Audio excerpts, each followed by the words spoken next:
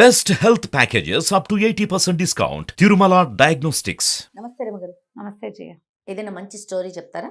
స్నేహితుల మధ్య కథలు, స్నేహితుల కథలు చాలా చెప్పుకున్నాం కదా మనం. అవునవును. ఫ్రెండ్షిప్ కోసం ఏమైనా చేసేస్తారు. అవును. మిత్ర ప్రేమ కథ చెప్తాం. ఓ. పూర్వం అట గంగా తీరంలో జయప్రతాపులని ఇద్దరు స్నేహితులు ఉండేవారు. జయుడు, ప్రతాపుడు చాలా స్నేహంగా ఉండేవాళ్ళు. చిన్నతనం అంతా కలిసే ఉన్నారు వీళ్ళు. చాలా యుద్ధ విద్యలు అవి అభ్యసించారు. చెరో దేశంలోనూ ఉద్యోగాలకు వెళ్ళారు.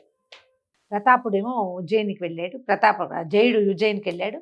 ప్రతాపుడు అమరావతికి. ఇద్దరు చెరో దేశంలోనూ ఉన్నారు. ఒకళ్ళు అమరావతిలో, ఒకళ్ళు ఉజ్జయిన్లో. ఓ 12 ఏళ్ల పాటు వీళ్ళు కలుసుకోవాలి. 12 సంవత్సరాల పాటు కలుసుకోవాలి. ఇది 17, 18 ఏజ్లో అట్లా డిపార్ట్ అయ్యారు అనుకుందాం. కానీ అటు నుంచి ఇటు ఎవరు ఉజ్జయిన్ నుంచి అమరావతి ఎవరైనా వస్తుంటే ఒకళ్ళకొకళ్ళు కానుకలు పంపించుకుంటూ ఉత్తరాలు రాసుకుంటూ ఉండేవాళ్ళు. సరే ఒకసారి జయుడు అమరావతి వచ్చాడు. చాలా కాలం పిలవగా వస్తే చక్కగా ప్రతాపుడు చక్కగా ఇల్లు వాకిలి అన్నీ ఏర్పరచుకున్నాడు. చాలా బాగున్నాడు. ఇద్దరు బాగా సంతోషంగా గడిపారు. అయితే ఒక 5-6 రోజుల తర్వాత ఈ జయుడు కొంచెం డల్గా ఉండటం మొదలుపెట్టాడు. పెద్దగా అన్నం తినకుండా ఉండేవాడు. డల్గా ఉన్నాడు. డల్గా ఉంటే ప్రతాపుడు పదే అడిగాడు, ఏమిటి ఎందుకు డల్గా అయిపోయావు? మనం శుభ్రంగా కలిసి తిరుగుతున్నావు అన్ని చోట్లకి, నువ్వు సరిగ్గా అన్నం తింటున్నట్లేదు, నీకు నిద్ర పడుతున్నట్టు కనిపించట్లా, మొహం పాడైపోయింది, ఏదో బేలగా కనపడుతున్నావు, ఏమిటంటే నేనేం చెప్పను, ఇప్పటిదాకా వివాహం తలంపు రాలేదు నాకు. మీ ఇంట్లో నేను ఒక అమ్మాయిని చూశాను. అమ్మాయి చాలా అందంగా ఉంది, నాకు నచ్చింది.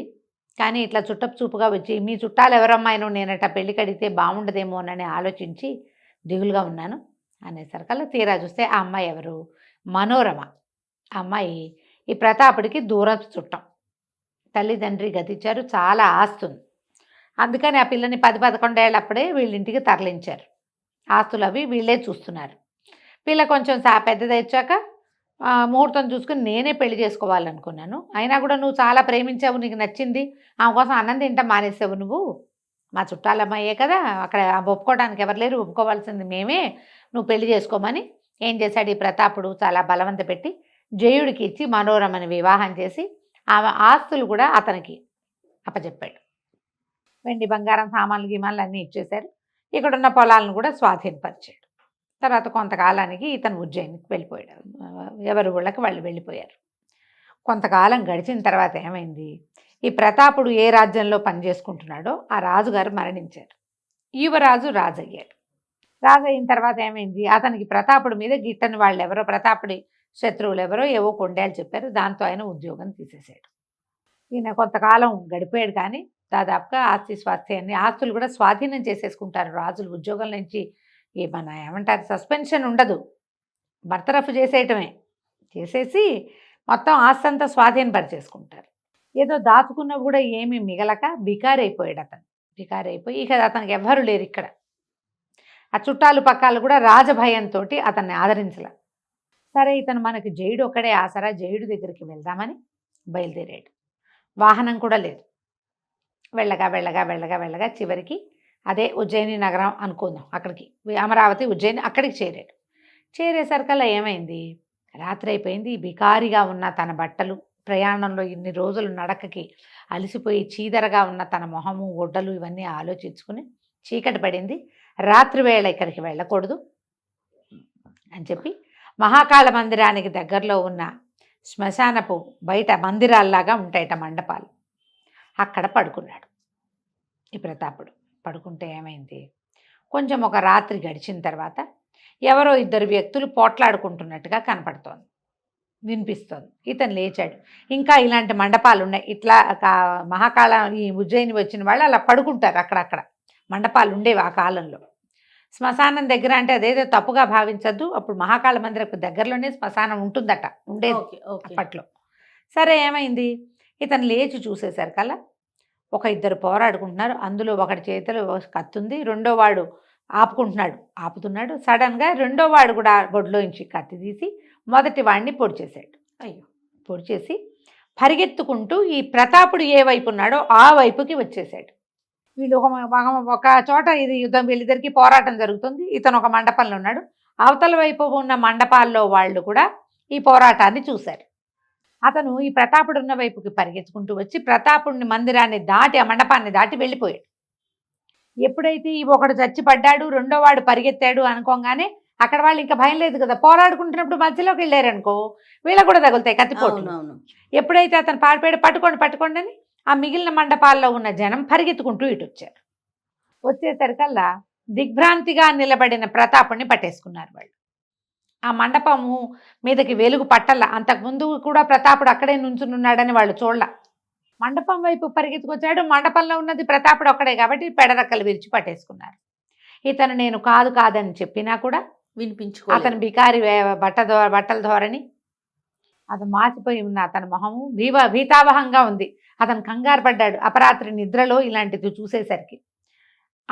దాంతో ఈ భయంగా ఉన్న మొహం చూసేసరికల్లా వీడే హంతకుడని వాళ్ళు భావించారు. పట్టుకోవటం ఏమిటి, ఆ తెల్లవారేసరికల్లా సైనికులు పట్టేసుకున్నారు. పట్టుకుని ఇతన్ని తీసుకెళ్తుంటే తెల్లారేసరికి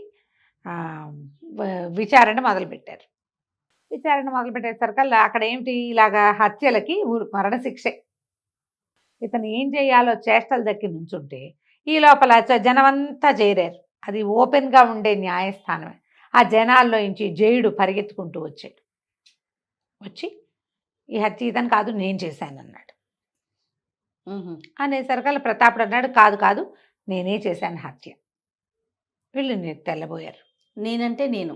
వీళ్ళు అక్కడ ఉన్న సాక్షులంతా ఏం చెప్తున్నారు, మేము ఇతన్నే చూసాం అక్కడ, ఈ రెండో అతన్ని మేము చూడలేదంటున్నారు. అది చేయడం చెప్పాడు, కాదు నేను హత్య చేసి మండపం పక్కన నక్కున్నాను, ఇతను మండపం మీద నుంచున్నాడు, అందుకని అతను పట్టుకున్నారు. నేను మండపం పక్కనే ఉన్నాను, నా మూలంగా అతను జైల్లో పడ్డం ఇష్టం లేక నేను వచ్చాను. ఇద్దరు మొహమొహాలు చూసుకున్నారు, ఒకళ్ళనొకళ్ళు గుర్తుపట్టుకున్నారు. ఏం చేస్తారు అర్థం కాలేదు ఏం చెయ్యాలో. సరే అక్కడి నుంచి జడ్జి గారు ఎవరు హంతకుడు అనేది తేల్చలేకపోయారు. ఎందుకు చంపావు అనేదానికి అసలు కారణమే లేదు. అతను చెప్పలేడు, ఇతను చెప్పలేడు. ఏదో వాగ్వాదం వచ్చింది, చంపేశామంతే. దాంతో ఏం చేశారు, ఈ ఓపెన్ కోర్టు కదా ఇది, జడ్జి అన్నాడు మరి మనకు తెలియలేదు కాబట్టి ఈ ఇద్దరిలో ఒకడు హంతకుడు, రెండో వాడు పిచ్చివాడు, ఇద్దరిని ఉరిదీయండి అన్నారు. హంతకుడు బెనిఫిట్ ఆఫ్ డౌట్ కింద వదిలిపెట్టేయాలి కాదు అక్కడ సిద్ధాంతం, ఇద్దరిని ఉరిదీయటమే. అక్కడి నుంచి ఇద్దరిని వధ్యశాలకి తీసుకుపోయారు. ఊరంతా చెప్పుకుంటున్నారు ప్రతి వాళ్ళు, ఒక హత్య జరిగింది, ఒక హత్యకి ఇద్దరు హంతకులు, ఇద్దరికి ఊరేస్తున్నారు అని. సరే ఆ వధ్యశాలకి పూర్తిగా తీసుకుపోయాక జనంలోంచి ఒకడు పరిగెత్తుకొచ్చాడు. మూడోవాడు వచ్చి ఆపండి ఆపండి, ఈ హత్య చేసింది నేను, వీళ్ళెవరో కూడా మాకు తెలీదు, వాడు నా స్నేహితుడు, చచ్చిపోయినవాడు, నేనే చంపాను, నేనే చంపి శ్మశానం పక్కన ఉన్న మండపంలో పక్క నుంచి నేను పరిగెత్తి పారిపోయాను అనేసరికల్లా ఇప్పుడు మూడోవాడు వచ్చాడుగా, ముగ్గురు నుడిదీయమని లేదు, జనం అంతా గోల పెట్టేసి అరిచి కేకలు పెట్టారు. అక్కడి నుంచి ఈ తలార్లు వాళ్ళు సైన్యాధిపతులు ఉంటారుగా, మళ్ళీ ముగ్గురిని తీసుకుపోయి మళ్ళీ కోర్టులో ప్రవేశపెట్టారు. ఈసారి చిన్న కోర్టు కాకుండా ఓపెన్ కోర్టు కాకుండా పెద్ద కోర్టుకి తీసుకెళ్లారు. తీసుకెళ్తే ముగ్గురిని అడిగారు. అతను చెప్పాడు, నిజానికి ఇది నేను హత్య చేయవలసింది కాదు, మొట్టమొదట పిడిబాకు ఎత్తినవాడు చచ్చిపోయిన వాడే. అడగండి అంటే సాక్షులంతా చెప్పారు, చచ్చిపోయిన వాడి చేతిలోనే మొదట కత్తుంది. ఎవడైతే హంతకుడో వాడు చాలాసేపు కత్తిని అడ్డుకోవడానికి ప్రయత్నం చేసి చివరికి కత్తి తీశాడు. అది కనపడింది క్లియర్గా, ఎందుకంటే ఆ శవాల ఇవి ఉంటాయి కదా చితుల మంటలో కనపడింది. ప్రతాపుడు కూడా చూశాడు. అది ఒకటి చేతిలోనే కత్తి ఉంది చాలాసేపు, ఎవడి చేతిలో మొదట కత్తి ఉందో వాడే చచ్చిపడి ఉన్నాడు.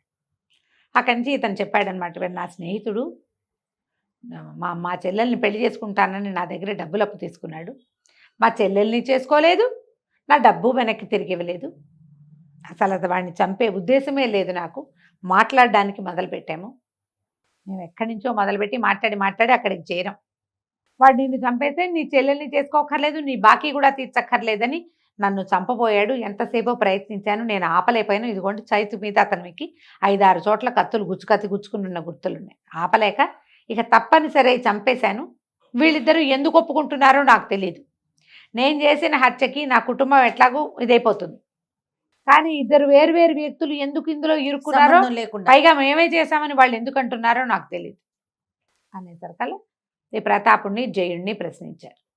ఆ జయుడు ఏం చెప్పాడంటే, నేను ఈ ఇక్కడ వాడినే, ఫలానా ఉద్యోగంలో ఉన్నాను, జనం గుర్తుపట్టారు అతన్ని, సైనికులు కూడా చెప్పారు, రాయిస్ కార్డు ఇతను లెక్కలు చూసే దీంట్లో ఉంటాడు, అతను యుద్ధ విద్యలు నేర్చుకున్నా కూడా అతను ఎక్కువగా అందులో ఉంటాడు, సైనికుల లెక్కలు అవి రాసుకోవటము ఆ డిపార్ట్మెంట్లో ఉంటాడు.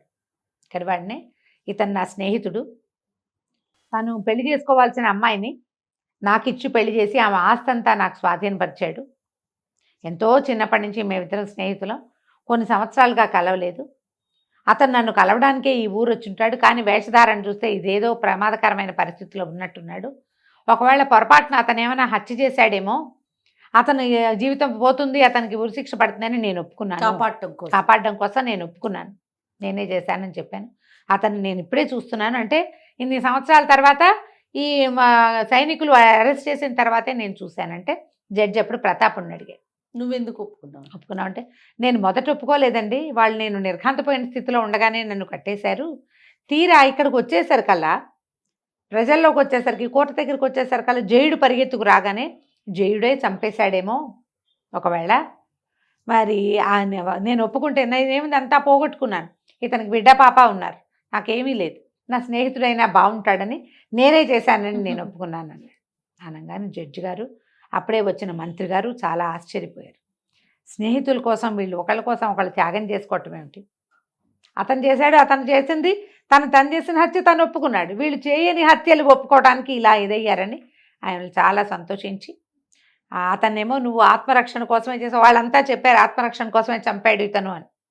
నేను వదిలేస్తున్నాను, ఎప్పుడూ హత్యలకి శిక్ష వేయకుండా వదలలేదు, ఇది మొట్టమొదటిసారి చేస్తున్నాము ఈ పని, ఇలాంటి గోముఖ వ్యాఘ్రాలు లాంటి స్నేహితులతోటి జాగ్రత్తగా ఉండు నువ్వు అని చెప్పి అతన్ని వదిలేశారు. ఈ ప్రతాపుడికి కూడా ఈ రాజ్యంలోనే ఒక ఉద్యోగం ఇచ్చి అతన్ని ఇక్కడే అట్టపెట్టుకున్నారు. ఇలాంటి ఉత్తములైన స్నేహితులు మన రాజ్యానికి మంచిది. వీళ్ళ గాథలు చెప్పుకుంటూ మన ప్రజలు కూడా మిత్రద్రోహాలు చేయకుండా ఉంటారు. వాడు ఒకడు మిత్రద్రోహి, చచ్చిపోయిన వాడు, స్నేహం కోసం చావడానికి సిద్ధపడ్డారు వీళ్ళు. ఇలాంటి వాళ్ళే కావాలని అతన్ని కూడా ఇక్కడే ఉంచుకున్నారు. వీళ్ళిద్దరూ కలకాలం స్నేహంగా ఉంటూ హాయిగా ఉన్నారు. కథ కంచికి మనం ఇంటికి. నమస్తే రమ్మగారు. నమస్తే జయ.